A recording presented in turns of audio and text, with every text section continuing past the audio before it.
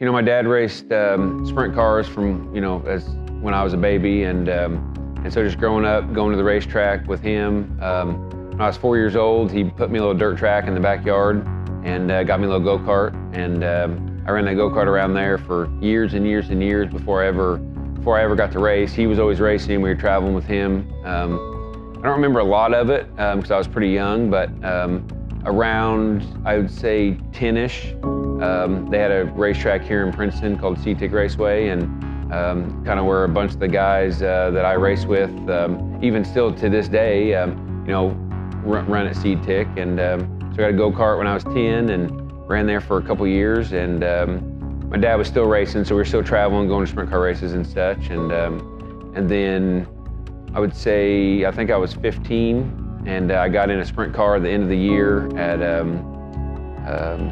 I guess I was 14. 14 at the end of the year, and ran one race. The next year we came out and we ran quite a bit more.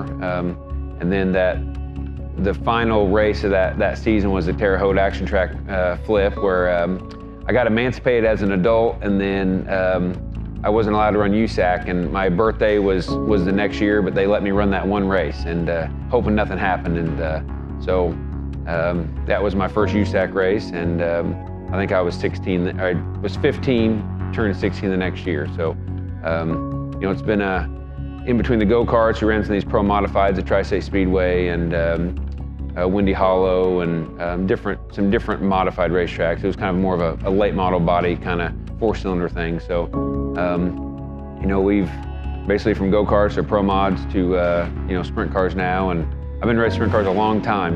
Being 38, started when I was 15. It doesn't seem like it as much, but we were a local racer forever.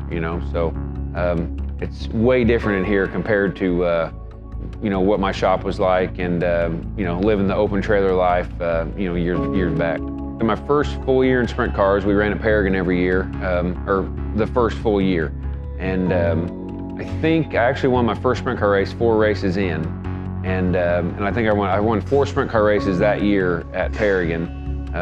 I did win the track championship. Me and John Cisco went back and forth. It was his first year racing sprint cars too, and he was winning some too. And we had some motor problems, a couple races, and crashed a couple. So, but that first year we won 4 sprint car races, and kind of where my dad grew up too racing. That's where he got his first win, and so that was kind of cool to, that was what we did. You go to Paragon, and everyone made the feature, and that was just kind of like where if you were I felt like when you come to Indiana, or if you're in Indiana, you start out doing a year or 2 at Paragon, right? Because everyone gets to run the feature, you get to make a lot of laps, and track was always smooth, and it was kind of like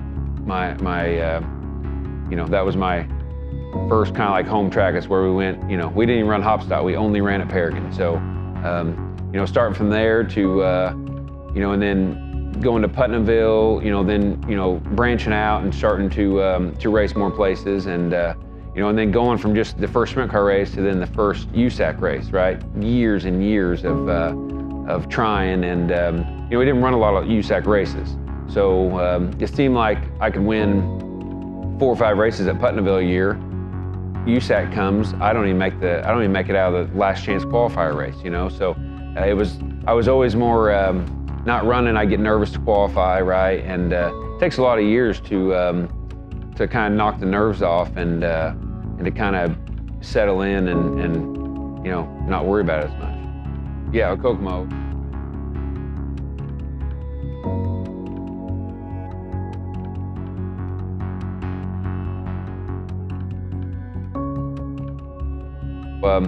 I think my first one was going to be a Hopstop.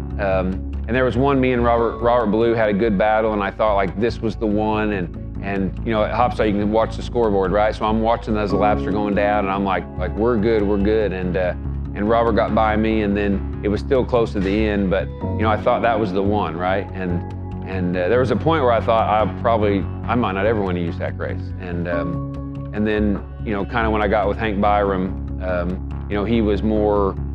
Still regional, but he was traveling. We could travel out, went to Pennsylvania, and once you start branching out and going to different racetracks, it kind of changes changes everything a little bit. We had kids and we're traveling all the time, and it gets just repetitive. And with Hank and them, you know, I just felt like I was on a place where, you know, I just wish sometimes we could, you know, Tim Spindler was crew chief, Hank owned it, and they live like 4 hours away.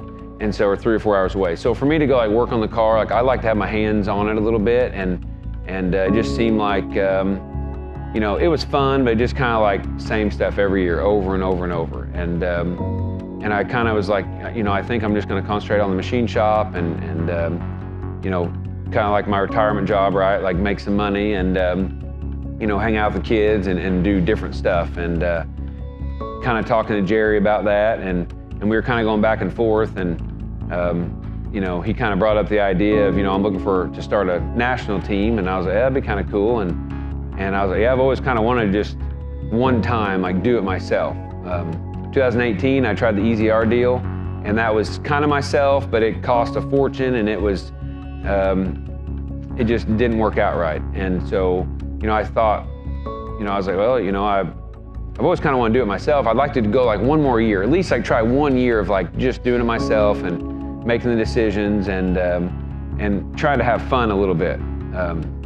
What I didn't know is it wasn't going to be as much fun as what I hoped for, but a lot of pressure comes with the stuff you see here, you know what I'm saying? Jerry doesn't put pressure on me, but we put pressure on ourselves just for, you know, you want to support and do good for the people who support you. It was kind of hard to like just the first phone call to tell Hank, like, hey, like, I think I'm gonna do something different. It'd be different if I just quit, you know, but to say I'm gonna do something different, it was tough. Like, I had to like think about it for a couple days and kind of get some courage up to call him, because, you know, I knew it was gonna kind of hurt him a little bit, and I didn't want that, but for myself, I was like, man, I wanna try one time, you know, before I'm done, I wanna say I gave it my all one time. We get down to Florida, Davy Jones was helping us too, and we just struggled and struggled and struggled and didn't know what the problem was. And it took the whole season basically. Basically took till sprint week. We won that sprint week race at Kokomo, and there was a lot of pressure leading up to like every race we're going. Jerry's like, you know, like, come on guys, like, you know, he was being a cheerleader and helping out, but man, I just hated making the phone calls of Jerry. Like I missed it. Like, I don't know what to do, you know? So, and it was all falling on me of making the decisions, and everything I was doing seemed to be going wrong. So, you know, it took till halfway through the season. We changed some stuff up, and we brought on Cameron LaRose, and, you know, everyone kind of like started gelling a little bit more, and we changed trailers, we changed trucks, we changed chassis, like, still in the Mach 1, but changing stuff. We changed motors. Like, we went through a whole of just moving things out and trying everything until we finally got a really good package we were happy with. I knew like lap 2 at Ocala, like this, like we have something special here. It wasn't a fluke at the end of the year. We really had something good, and all the guys, like we come in like, okay, like what do we, like let's load up. Like there's nothing really to do. The car's great. Let's get racing. And, you know, this year's our focus is to win races. Championship will play itself out. I got to get one. You know, I got one championship. Never thought I'd do it, and we won by a really good margin. The balance kind of it's rough sometimes, and I didn't want to race for 10, 15 years and then have to go get a job that doesn't pay well or don't have any skills. You know what I'm saying? So, you know, I started that right out of college and started a machine shop, and you know, it's just I'm basically a job shop.